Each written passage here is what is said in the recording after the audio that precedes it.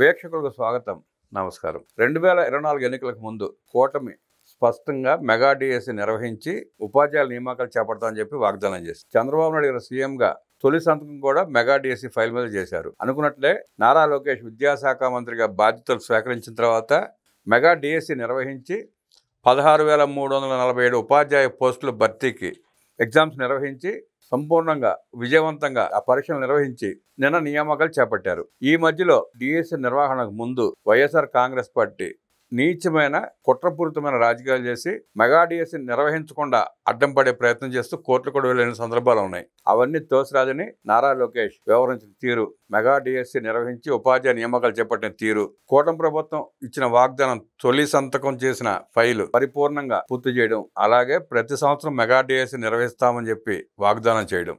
గతంలో కూడా తెలుగుదేశం పార్టీ 14 డిఎస్సీలు నిర్వహించి ఉపాధ్యాయ నియామకాలు చేపట్టడం, వీటన్నిటి మీద సమగ్రంగా విశ్లేషించడానికి మనతో ఉన్నారు సీనియర్ జర్నలిస్ట్ దుర్గా కుమార్ గారు. వారిని అడిగి మెగా డిఎస్సి ఉపాధ్యాయ నియామకాలు తెలుగుదేశం పార్టీ పాత్ర తెలుసుకునే ప్రయత్నం చేద్దాం. సార్ నమస్తే. నమస్కారం బ్రహ్మ గారు, మన వీక్షకులకు. తెలుగుదేశం పార్టీ ఉపాధ్యాయ నియామకాలు డిఎస్సీలు, చంద్రబాబు నాయుడు గారి పాత్ర, నేడు కొత్తగా లోకేష్ గారి పాత్ర ఎట్లా విశ్లేషిస్తారు? ఇప్పుడు నిజంగా డిఎస్సిలో ఇచ్చే ఉద్యోగాలంటే ఒక్కొక్క ఇంట్లో ఒక దీపం పెట్టమేనండి. అది ఒక ఇంట్లోనే కాదు, ఒక కుటుంబానికి మొత్తానికి. అట్లా దాదాపుగా చంద్రబాబు నాయుడు గారి టైంలోనే ఒక 14 డిఎస్సీలు ఆయన ముఖ్యమంత్రిగా చేసినప్పుడు 1,96,000 పైచులకు ఉద్యోగాలు డిఎస్సి ద్వారా ఇచ్చారండి. అసలు ఈ 2025 డిఎస్సి నిర్వహించరు, వీళ్ళకి ఇంత 16,347 మందిని నియమించేటంత ఆర్థిక స్తోమత రాష్ట్ర ప్రభుత్వానికి లేదు. రెండోది, ఈ పరీక్షల నిర్వహించే సామర్థ్యం కూడా ఈ ప్రభుత్వానికి లేదని హేళనగా మాట్లాడి, మీరు ఇంతకుముందు చెప్పినట్టుగా వాళ్ళ వంతుగా ఎన్ని అడ్డంకులు సృష్టించాలో అన్ని అడ్డంకులు సృష్టించడానికి రకరకాల సంస్థల్ని, అభ్యర్థుల్ని, బయట వాళ్ళని ప్రోత్సహించి కేసులు వేయించారు.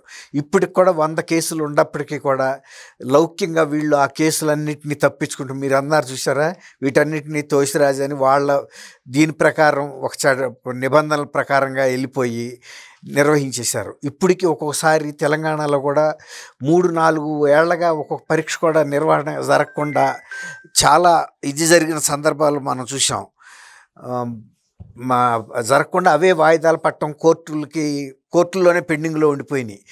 అనేక మంది ఐఏఎస్ అధికారులు కూడా వాటిని నిర్వహిస్తామని ముందుకొచ్చి నిర్వహించలేక సతికిలు పడిన సందర్భాలు కూడా చూసాము. యువత ఒక రకమైన నిర్వేదానికి గురయ్యి ఆందోళన నిర్వహించినప్పుడు అశోక్ నగర్లో కూడా లాఠీ చార్జీలు జరిగి, ఇక్కడ హైదరాబాద్లో సంగతి చెప్తున్నాను, లాఠీ ఛార్జీలు, ఘోరమైన లాఠీ ఛార్జీలు జరిగి పిల్లలు గాయపడ్డ సందర్భాలు కూడా మనం చూసాం. వీటన్నిటినీ కాదని చక్కగా 16,347 పోస్టులు నిర్వహించడం, దాదాపు 50-50 సెలెక్ట్ అయ్యారండి అభ్యర్థులు కూడా. మహిళలు ఎంతమంది అయ్యారు, పురుష అభ్యర్థులు కూడా అంతే మంది అయ్యారు ఇంచుమించుగా. చాలా పారదర్శకంగా జరిగింది. అందుకే అంటున్నా, పారదర్శకంగా జరగబట్టే నియామక పత్రాలు ఇచ్చేరాక వచ్చింది. లేకపోతే న్యాయస్థానాలు కూడా ఎక్కడన్నా కనుక అవకతవకలు, లోపాలు జరిగి ఉంటే కనుక ఖచ్చితంగా స్టేలు ఇవ్వటము, క్యాన్సిల్ చేయటం ఇవన్నీ జరుగుతాయి. నిజంగా కూడా ఇంత మెగా డిఎస్సిని ఇలాంటి న్యాయపరమైన ఇబ్బందులు, సాంకేతికపరమైన ఇబ్బందులు, చట్టపరమైన ఇబ్బందులు లేకుండా ముందుకు తీసుకెళ్ళగలగటం అనేది లోకేష్ గారిని అభినందించాలి. ఫస్ట్ విద్యాశాఖ మంత్రిగా తీసుకున్న తర్వాత ఇంత పెద్ద మెగా డిఎస్సిని విజయవంతంగా నిర్వహించడం యువతలో కూడా ఒక మంచి ప్రోత్సాహంగా ఉంది. ఆయన పట్ల ఒక ఆశాజనకమైన దృక్పథంతో వచ్చింది. ఆయన కూడా ఏం చెబుతున్నాడంటే, ప్రతి ఆట కూడా మెగా డిఎస్సి నిర్వహిస్తాము, విద్యారంగాన్ని పరిపుష్టం చేస్తాము, విద్యార్థుల ఉపాధ్యాయుల నిష్పత్తిని ఎంత దగ్గరగా తీసుకురావాలో అంత దగ్గరగా తీసుకొచ్చి విద్యారంగంలో నాణ్యత, చిక్కదనాన్ని పెంచుతాము, అంతే తప్ప ఏదో నామమాత్రపు ఉపాధ్యాయులు, ఎక్కువ మంది విద్యార్థులు ఒక్కొక్క క్లాస్కి ఉండే విధంగా కాకుండా నిష్పత్తిని శాస్త్రీయంగా ఎంత ఉండాలో ఆ స్థాయికి తీసుకొస్తామని చెప్పడం అనేది అభినందించదగ్గ విషయం. దీని మూలన ఏమవుతుంది, విలేజెస్లో విద్యార్థులకి మంచి విద్య ఎప్పుడైతే ప్రభుత్వ పాఠశాలల్లో వస్తుందో, ఇంకా కూడా ఇప్పటికే పెరిగింది, ఇంకా కూడా హాజరు పెరుగుతుందండి. చేరికలు కూడా పెరుగుతాయి విద్యార్థులు. ప్రభుత్వ పాఠశాల ముందు టూలెట్ బోర్డులు పెట్టే పరిస్థితి తీసుకొచ్చారండి ఇప్పుడు. గత జగన్మోహన్ రెడ్డి పాలనలో ప్రభుత్వ పాఠశాలలు వదిలిపెట్టి పారిపోతే విద్యార్థులు నేడు లోకేష్ గారు మంత్రిగా ప్రమాణ స్వీకారం చేస్తున్న తర్వాత టూలెట్ బోర్డులు పెడుతున్నారు.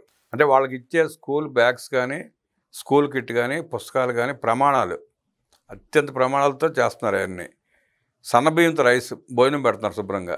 జగన్మోహన్ రెడ్డి పరిపాలనలోకి మళ్ళీ చిక్కీలు, పురుగులు పట్టిన చిక్కీలు, మురిగిపోయిన కోడిగుడ్లు అయితే పెట్టట్లేదు. వాళ్ళ చాలా మంచిగా సెలెక్ట్ చేస్తున్నారు. 3 అంచెల తరహాలో పర్యవేక్షణ, పరిశీలన అది ఉండాలండి. ఇప్పుడు మనం విద్యారంగాన్ని కనుక పటిష్టం చేయకుండా మంచి వాతావరణం లేకపోతే మంచి పౌరులు ఎలా వస్తారండి?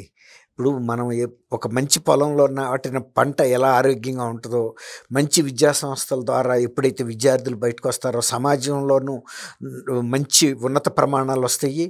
తర్వాత మన ప్రభుత్వ రంగాల్లో కానీ లేకపోతే విద్యా వ్యవస్థలో కానీ ఉన్నతగా ఉంటాయి నైతిక ప్రమాణాలు కానీ.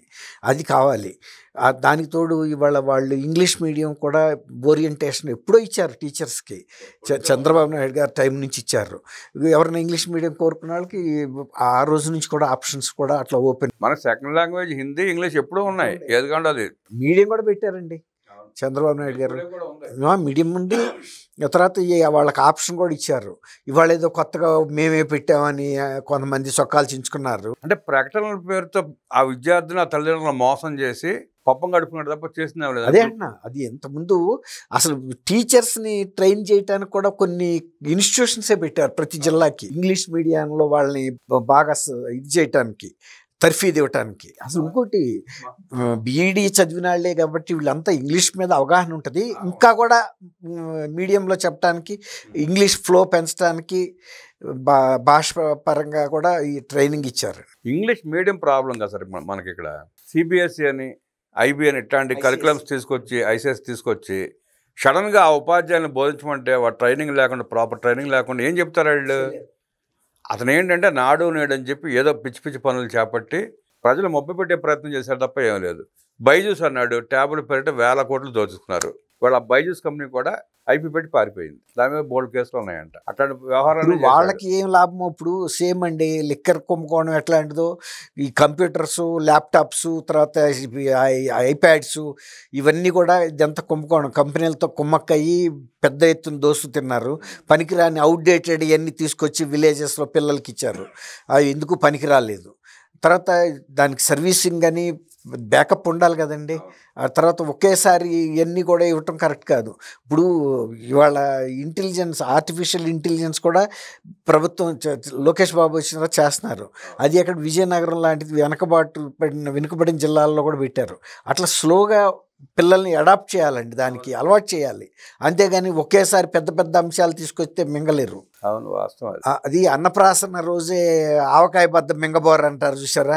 అన్నప్రాసన ఎలా చేయాలో సున్నితంగా నెయ్యి, చిన్న ఉప్పు వేసి చేయాలి తప్ప పెద్ద పెద్ద ఆవకాయ బద్దలతో ఇవ్వకూడదు. అట్లాగే ఇప్పుడు జగన్మోహన్ రెడ్డి గారు చేసిన ప్రయోగం వికటించిన కారణం అది. స్కూళ్ళ విలీనం పేరు చెప్పి ప్రైమరీ, సెకండ్ గ్రేడ్ స్కూల్స్ అని మూసేశాడు. ఆ స్కూళ్ళకి వెళ్ళాక అంత దూరాభారాలు ప్రయాణించలేక విద్యార్థులు మొత్తం 10 లక్షలు డ్రాప్ అవుట్స్ అండి జగన్మోహన్ రెడ్డి హయాంలో. ఇవాళ వాళ్ళందరూ మళ్ళీ తిరిగి వెనక్కి వచ్చి అదే స్కూల్స్లో చేరి చక్కటి విద్యను అభ్యసిస్తున్నారు. ఇప్పుడు మనం గ్రామీణ ప్రాంతాల నుంచి వచ్చామండి. ఇప్పుడు దూర ప్రాంతాలు నడిచి వెళ్తాం అంటే దూరాభారం, గ్రామ ప్రాంతాల్లో ఎంత కష్టం అనేది మనకు తెలుసు. ఇప్పుడు అది అవగాహన లేని వాళ్ళకి ఏమనుకుంటారంటే ఎంతసేపు వాళ్ళు ఈ వైబిలిటీ చూస్తారు, ఇక్కడ ఎక్కువ మంది లేరు అని. మరి క్వాలిటీ లేకపోతే ఉండరు. అదే ఇప్పుడు క్వాలిటీ పెరిగిన తర్వాత బయట ప్రైవేట్ స్కూల్ పిల్లలు వచ్చి బతిమాలుతున్నారు. అడ్మిషన్స్ అయిపోయినాయి అన్నా కూడా మాకు ఎట్టగొట్ట ఇవ్వండి అని హెడ్ మాస్టర్స్ని. ప్రధాన కారణం అదే సార్. స్కూల్ కిట్ అద్భుతమైన కిట్ ఇస్తున్నారు. విద్యా బోధన బాగుంది. ఏ ఊళ్ళో ఉంటే ఆ ఊళ్ళో స్కూల్ ఉంది, చదువుకుంటున్నారు. మధ్యాహ్నం భోజనం, చక్కటి భోజనం పెడుతున్నారు. ఈ పిల్లలకి అంతకంటే ఏం కావాలండి? స్కూల్కి వెళ్తామని ఏడుస్తున్నారండి పిల్లల ఇళ్లలో. ఆ పరిస్థితి మంచి వాతావరణం ఉండి మిగిలిన తోటి పిల్లలు వెళ్ళి ఆనందంగా చదువుకుని భోంచేసి వస్తున్నప్పుడు మరి ఎవరికైనా వెళ్ళాలనిపిస్తుంది కదండి. అదే కనుక స్కూల్ వాతావరణం నీరసంగా ఉందనుకోండి, సరైన ఫుడ్ లేదు అక్కడ, మంచి ఆహారం కాదు, ఏదో పురుగులు లేకపోతే ముతక బియ్యం, ఉడకని బియ్యం, ఇవన్నీ అనేక సార్లు మీడియాలో మనం చూసాం. మధ్యాహ్న భోజనం పథకం ఎంత చక్కదనంగా అమలు అవుతున్నాయో. ఇప్పుడు అటువంటి కంప్లైంట్ లేకుండా మీరు అన్నట్టు 3 అంచెల పర్యవేక్షణ, అది పర్యవేక్షణ ఉండేటట్టు. తర్వాత టీచర్స్ కూడా ఒకళ్ళు ప్రతిరోజు అక్కడ తినాలి. అందులో తిన్నట్టుగా వాళ్ళు ఖచ్చితంగా మరి క్వాలిటీ మెయింటైన్ చేస్తారు కదా. హెడ్ మాస్టర్తో సహా ప్రతి వాళ్ళు రొటేషన్లో తినాలి రోజు.